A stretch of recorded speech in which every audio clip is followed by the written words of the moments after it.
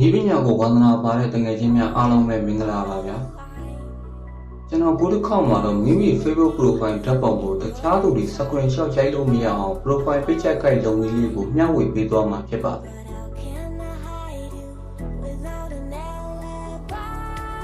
ဟုတ်ကဲ့လုပ်ဖို့လုပ်နည်းလေးစလိုက်ကြရအောင်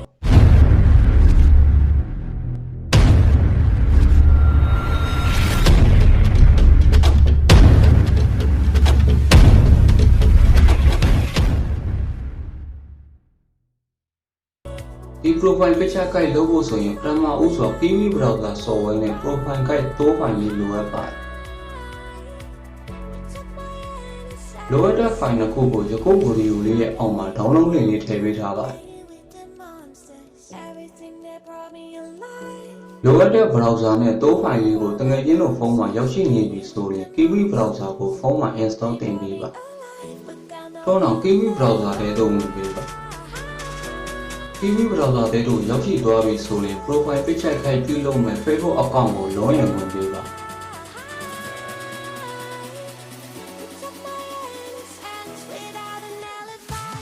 Facebook account နဲ့ရောက်ရှိသွားပြီဆိုရင်ညာဘက်အပေါ်ဆုံးထောင်းကအစလေး30ကိုနှိပ်ပေးပါထို့နောက် extension ကိုရွေးပေးပါ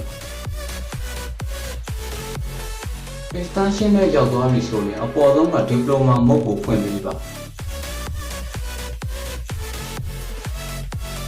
ထို့နောက် logs ကိုနှိပ်ပေးပါ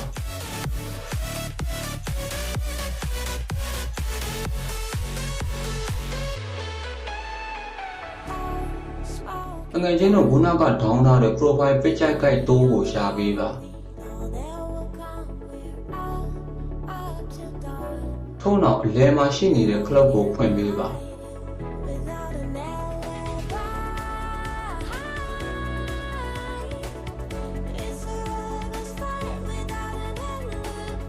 ဒီလိုပေါ်လာပြီဆိုရင်ဘယ်ဘက်အပေါ်ဆုံးမှာရှိတဲ့ကြက်ချေကလေးကိုနှိပ်ပေးပါ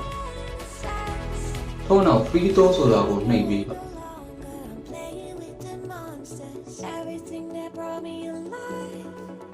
profile picture guide ကိုရွေးပေးပါ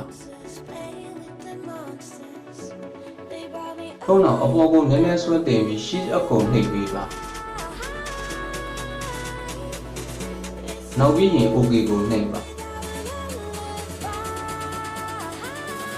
ထို့နောက်အပြင်မှာရှိတဲ့ Facebook software တွေတို့ဝင်ပြီးတကယ်ချင်းတို့ရဲ့ profile ကိုဝင်ကြည့်ကြည့်လိုက်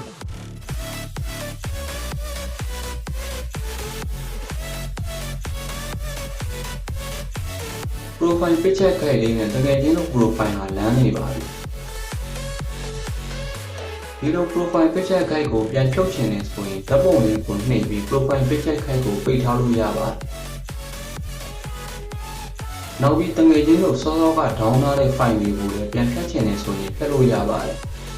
ဘာပြဿနာမှမရှိပါဘူး